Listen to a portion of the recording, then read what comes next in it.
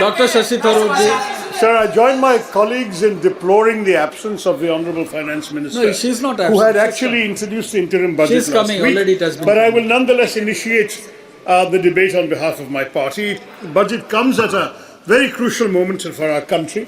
We are shortly heading to the polls to decide who should lead the nation. But on what basis will the people come to this decision? Because when in 2014 they did offer a mandate to this current ruling dispensation, they did so with the hope that the government would come through on its bloated rhetoric of Sabka Saath, Sabka Vikas, the illusory promise of inclusive development for all Indians.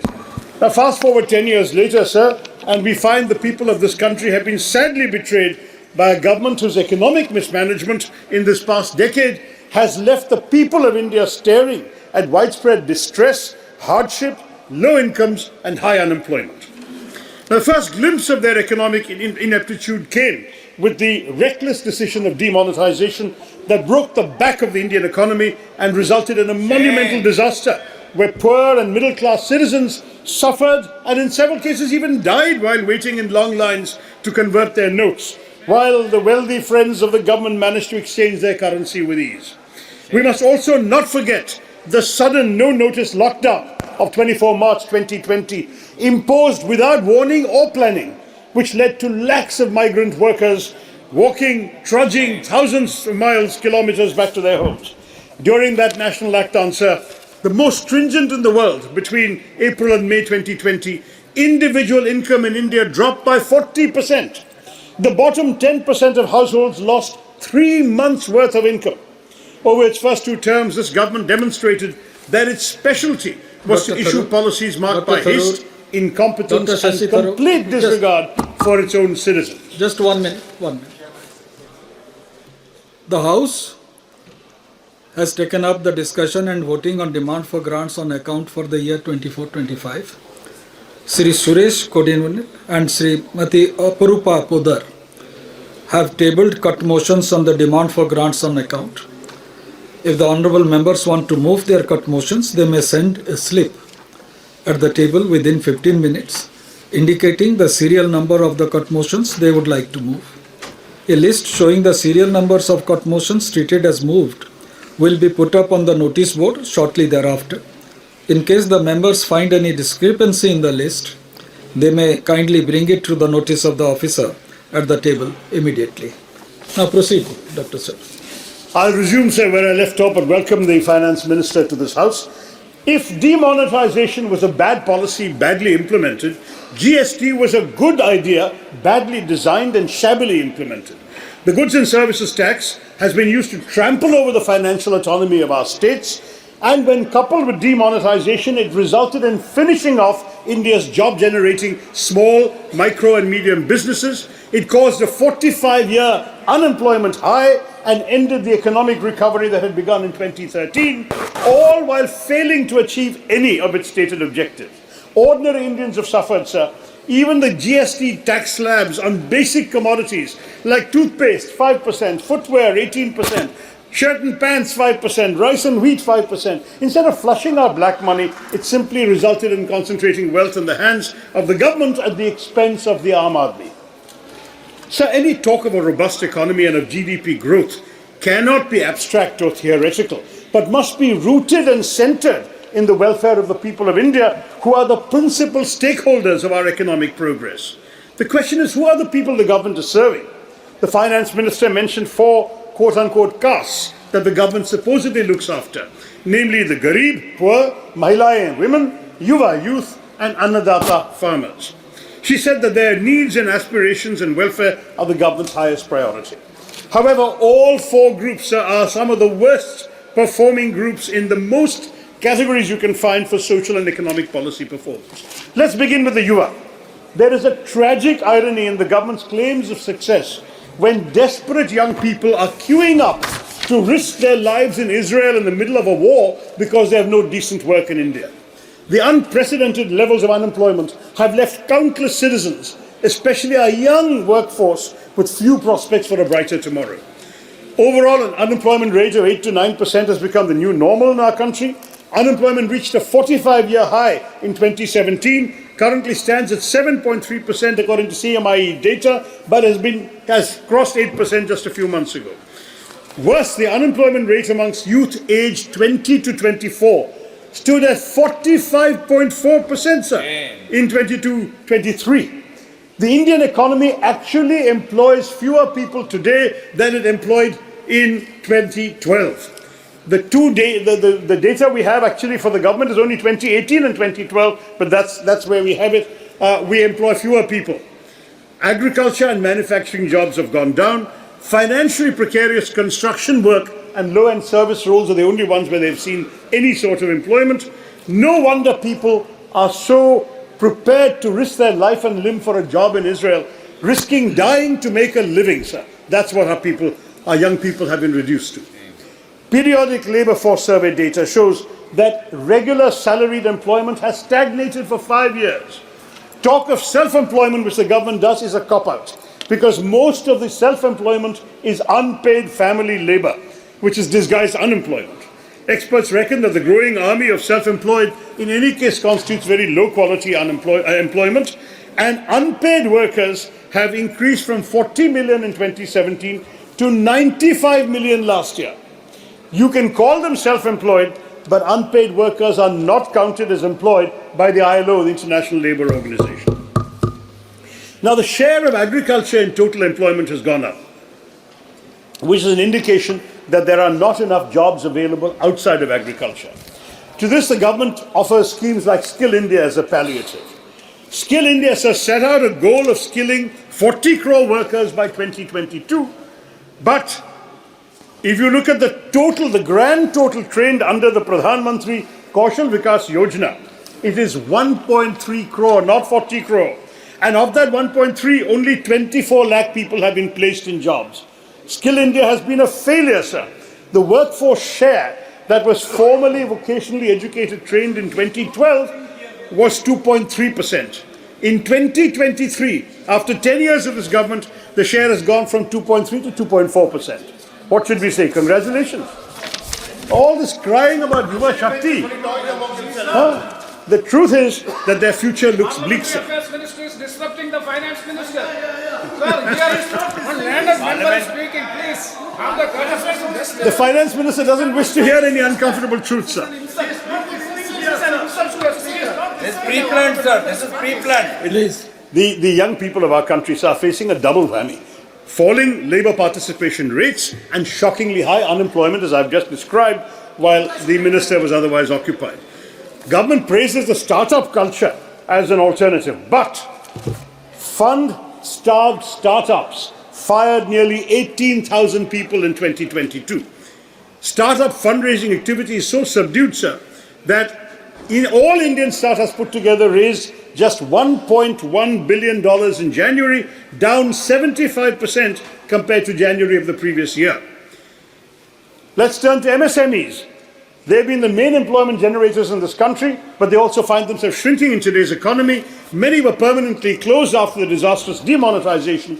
In 2016, we had 6.25 crore MSMEs. The number has dwindled to now 3.25 crore, as per the government's own Udayam portal, the MSME registration portal. More than 60% of the conventional micro-enterprises in our country, which were engaged in business activities for more than 10 years, have perished. They've been closed, sir. So that's the picture we are seeing. What is the stage of employment generation? We have to ask the government, kiska saath or kiska vikas? The question again brings me to yet another aspect of the government's underperformance, woefully ignored in the Honourable Finance Minister's speech. She said people are living better and earning better. Average real income, she said, has increased by 50%. But first, there's no data available on individual household income. So how does the government say it's increased by 50%? If she's merely talking per capita GDP, sir, that is not a valid comparison, as per capita GDP will go up on the basis of people who are rich at the top of the pyramid without actually affecting the incomes of those at the bottom. If Mr. Adani and Mr. Ambani walked into this chamber right now, every MP would discover that our per capita income has gone up. Right? But the moment they leave this room, we would all revert to reality. That's the problem with using per capita as her guide. A critical appraisal reveals that technically some incomes have gone up on per capita basis, but if you're middle class, lower middle class, or poor, your incomes have shrunk. That's the inequality in our country today. There's a Reuters survey this month, sir, stating that over 85% of the interviewed families reported stagnant or lower incomes compared to the years before the pandemic. Post-pandemic, the poorest 20% households in India saw income levels shrink 52% from their 2015 levels. And this is as per the latest India's Consumer Economic Survey.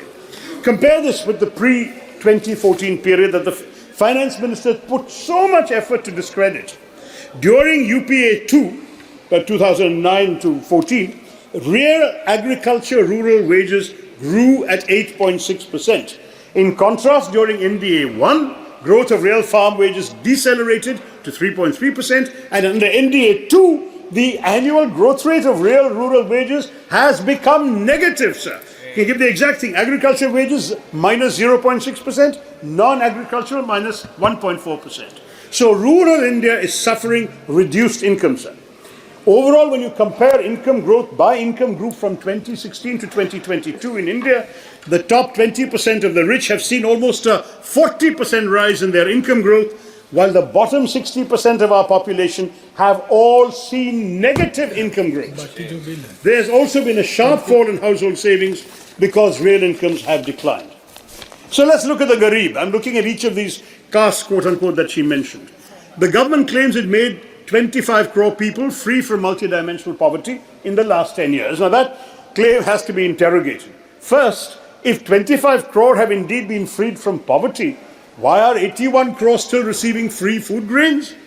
Second, how is the government expecting us to trust their number when consumption expenditure surveys were not done from 2014 onwards to 2022, and the National Multidimensional Poverty Index has been attacked by experts here and abroad who question both the manner and methodology with which it is calculated? The truth is the government's record is disillusioning. The UPA era created the fastest ever decline of poverty levels in India's history between 2005 and 15, whereby 271 million or 27.1 crore Indians were lifted out of poverty, providing what UNDP called the greatest relative development for the poorest 40% during this period. Under the BJP, I'm still quoting international sources, 230 million Indians or 23 crore slipped into poverty during the pandemic, and according to the World Bank, an astounding 80% of the world's people who slipped into poverty in 2020 during the pandemic were from India. 80% going below the poverty line were from India. But there's worse. The National Survey Organization has not conducted its quinquennial national consumption expenditure surveys to identify the proportion of people below the poverty line. The global poverty line at one point was $1 a day, now it's $2, according to World Bank and UN figures. But in India, despite all the government's tall claims of growth, the official national poverty line is very low, at rupees 1,286 per month per person in urban areas and 1,059 per month per person in rural areas. Has the government raised 25 crore people above these levels? There's no indication. The Indian government has conducted no survey, neither a national consumption expenditure survey, and of course no national census either. We are in a statistical void, and what we only have is this multidimensional poverty index of the Niti Aayog, which is a new index they have created, which cannot be compared with any past poverty numbers. We have absolutely no basis for judging whether poverty has actually gone down, as the finance minister claims. As we all know, on issue after issue, NDA apparently stands for no data available.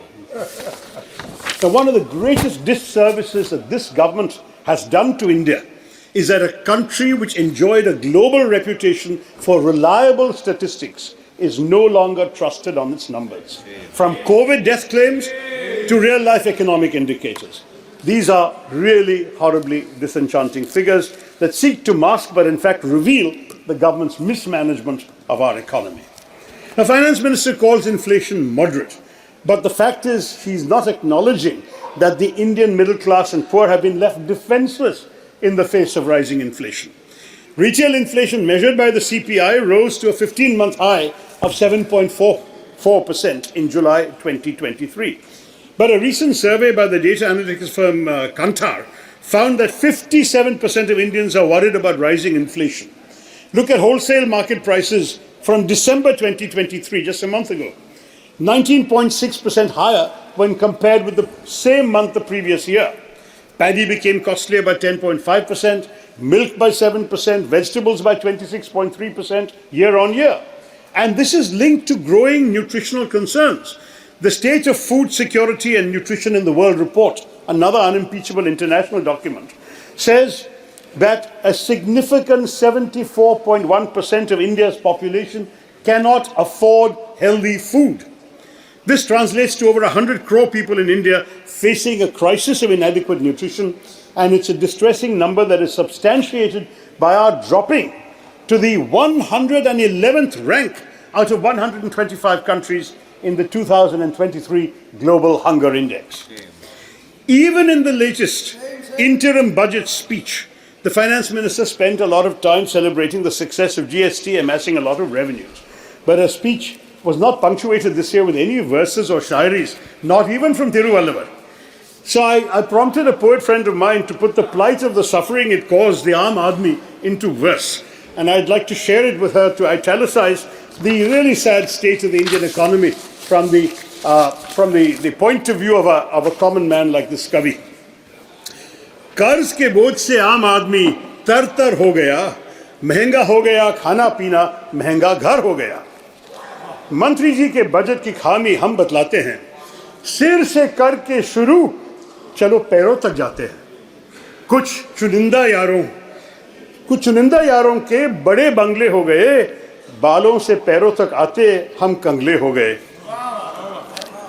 माना आप die नहीं करते, पर कहीं तो करते हैं.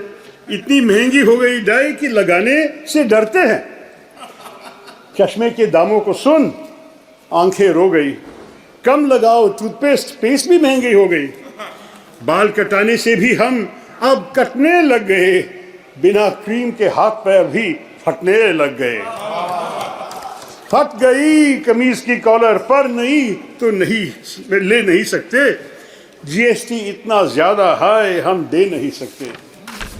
पूछ रहा था कोई, हम वजन कैसे घटाते हैं, जब से सब्जियां के दाम बढ़े हम कम से खाते हैं.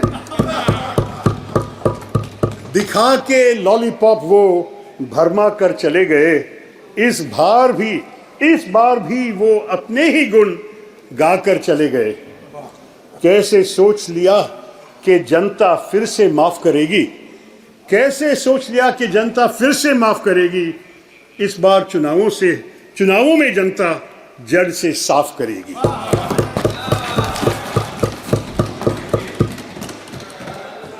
That, sir, is the plight of the Aam Aadmi. Others who can are voting with their feet. The External Affairs Minister told Parliament that over 16 lakh Indians gave up their citizenship, including 2,25,000 in 2022 alone. High net worth Indians are leaving the country because of this government's tax terrorism. 7,500 millionaires left India in 2022, 6,500 last year. They have taken their resources to invest them abroad and not in our country, where private investment is seriously down under the NDA government. The FM's claims of human development don't stand the test of objective scrutiny either. She claimed that a large number of new institutions of higher learning, especially AIIMS, IITs, IIMs, are being set up. As I've said in the House innumerable times, the problem with this government is not ideation. It's the delivery of public services and the implementation of grand policy announcements. In this case, too, the government has failed to ensure proper execution. Look at the AIIMS, for example. In some cases, only land is allotted. Nothing is done beyond that. Sometimes even that clearance takes years. In Madurai, the approval to construct an AIIMS came 5 years after the PM laid the foundation stone in 2019. In my own state of Kerala, we are still waiting for the establishment of an AIIMS to boost the quality of medical services for our residents. In other cases like AIIMS Bhubaneswar, posts are lying vacant and nothing has been operationalized. Now, another major axis of the government's self-congratulation was the efficacy of its various schemes for the poor. They're very nicely named and so on. But that too is a delusion that requires a sobering reality check. In the last fiscal year for which we have numbers, 90 lakh beneficiaries of the government's flagship Pradhan Mantri Ujjwala Yojana did not refill their cylinders.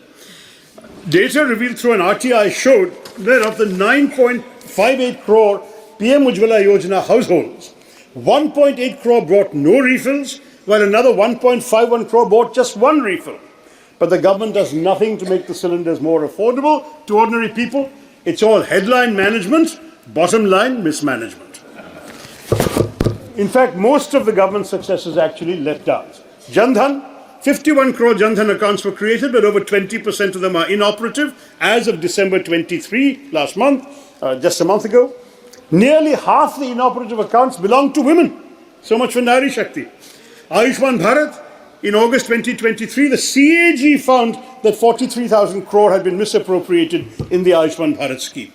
Manrega, which the Prime Minister had disparaged in his first Lok Sabha speech of 2014.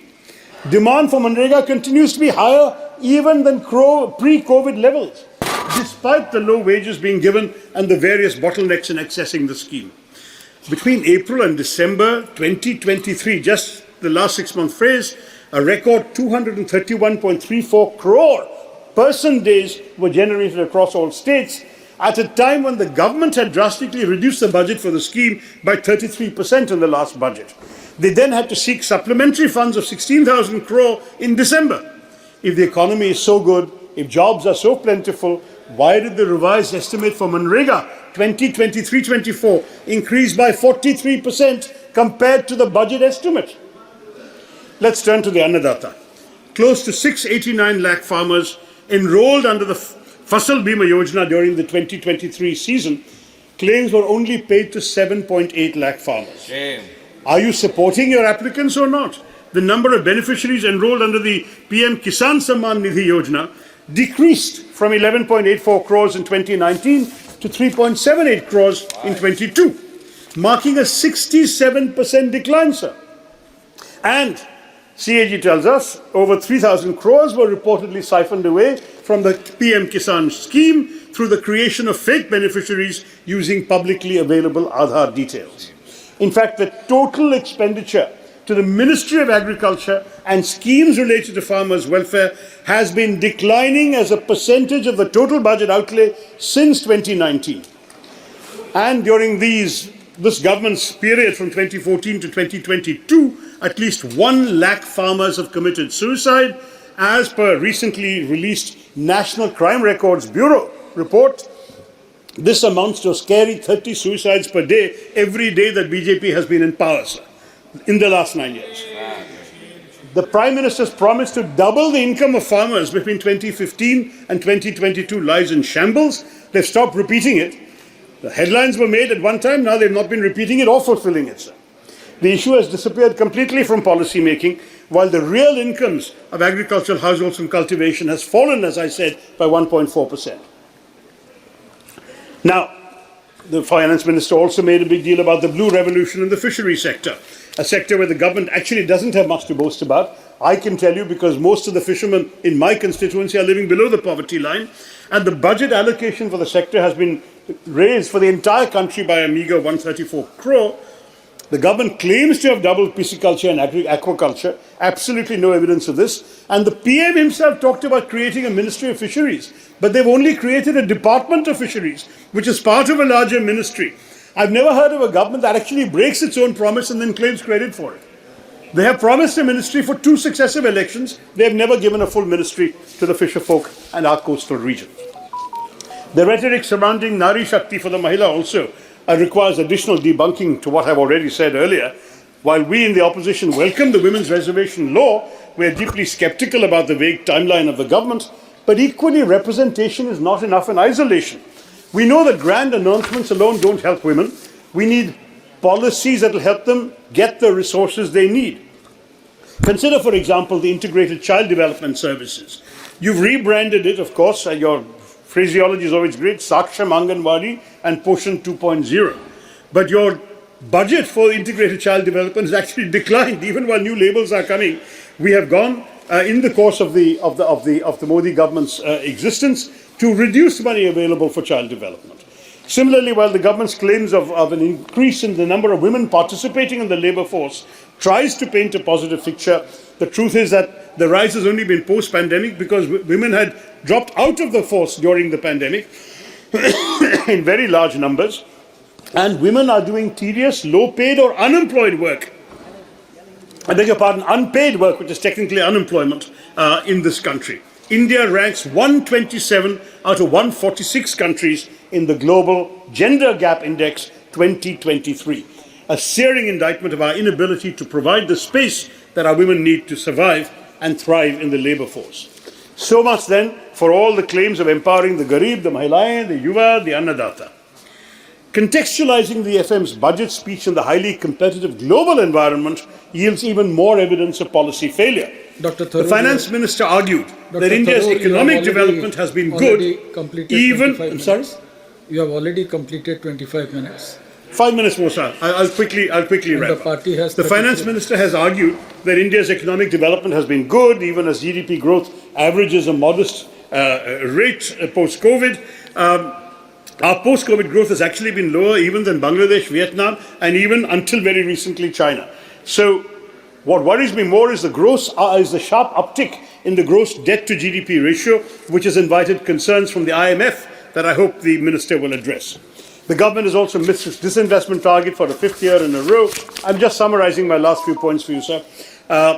The trend of rising governmental debt in the last 10-year period has been very worrying because high debt, accompanied by low employment and high food inflation, is the worst possible scenario for our country, for the ordinary people of our country, and for any emerging market to attract investments. Fiscal deficit averaged 4.63% under our UPA government. It's averaging 5.13% under the NDA. I'm not going to go into details about that because fiscal deficit is not at the moment our biggest concern. But since the finance minister talked about it and FDI inflows doubling and so on by comparison with UPA, I just want to say it's a blatantly misleading assertion because FDI inflow as a ratio of GDP peaked in 2007-8 at around 3.6% and has never regained that level. Net FDI to GDP ratio today is only 1%. And the fact is that hardly any greenfield investment money has come in. RBI estimates that foreign investment today stands at $42 billion in 22-23, which is about the same as in 2008, 2009, 15 years ago under UPA. Over those 15 years, foreign investment has come down in terms of a percentage of GDP, whereas Vietnam, for example, has close to 4.5% of GDP in their example. And gross FDI into India in the first half of the current financial year, April to September, was just $10 billion. The last time it was lower than this was in the first half of 2007-2008, sir. And the finance minister hasn't given us any cost-benefit analysis of the production-linked incentive scheme for which so much money has been spent. Where is the employment generation happening, Madam Minister? There is an absolute need for mid-course corrections, and she will have to answer this question. Internally, meanwhile, sir, our states are in turmoil because transfers to states have been reduced substantially. We know right now in Jantar Mantar there's a protest going on with many states protesting the way in which amounts have not been transferred. The current allocation of 3,67,000 crores in budget 22-23 already sees a gap of almost 6,000 crores in the revised estimates, and there's been a further decrease in the coming budget to 3,59,000 crores. Devolution of tax revenues is a problem because the states have only been getting 30 to 33% in the last 5 years, a far cry from the 15th Finance Commission's recommendation of 41% and a reduction from the 42% given by the 14th Finance Commission. And the fact is the share of cesses and surcharges, which the government doesn't need to share with the states, keeps going up. It's now, it was 8.16% of gross tax revenue under our peak, but under this government, the number has tripled to 28.08% of gross tax revenue in the last fiscal year. So I just want to say there's a rising trend in capex, and we all have applauded that in the past. But the fact is the government seems to believe in trickle-down economics. Spend money at the top, somebody will benefit down below. We believe in trickle-up, sir. That is, if our economy produces the things that people wish to consume at affordable prices, the Aam Aadmi will not only live better, but will become a full participant in the economy. Our objective should be to make ordinary people into consumers and stakeholders in India's economic prosperity, but our government does not see them at all in just focusing on capex. Finally, sir, the finance minister reserving an amount of 11,111,111 crores for capital expenditure shows there's nothing particularly scientific about the calculations in a budget. A minister who chooses a lucky number is heading an economy that needs all the luck it can get, sir.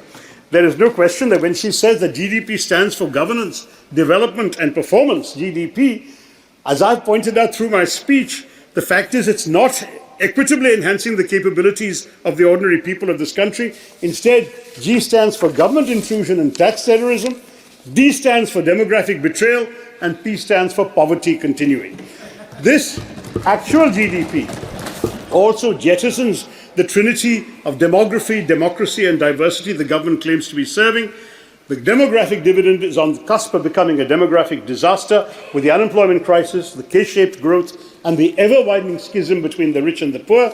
Democracy is suffering through this government's arrogant contempt for institutions, a government that suspended 146 MPs rather than be held accountable for a security breach, that bulldozes laws as per its own whims and fancies with no regard for parliamentary procedure, that requires a no-confidence motion to be moved before its leaders are willing to speak on vital issues, including Manipur, should ideally refrain from claiming to be the messiah of democracy, let alone its mother. And when it comes to diversity, we know the record hasn't been great either, with increasing attacks on religious minorities, the ruthless dispensing of bulldozer justice, mob lynching, communal violence, and worse, combined with the disregard for states and their operations through a skewed and centralizing cooperative federalism, under which the states are meant to cooperate, but the center operates as it pleases. The government has failed gravely on all the counts where it pats its own back. Thank you. Therefore, sir, I'm concluding, this House must realize the game of smoke and mirrors that the government is playing with the interim budget, with nearly no redressal of the real crises plaguing our economy and affecting the Aam Aadmi. It is high time that this election gives others an opportunity to show up their shallow rhetoric for what it is, which is all talk and no action. Thank you, Mr. Chairman. Thank you. I should thank you, Dr. Tharoor,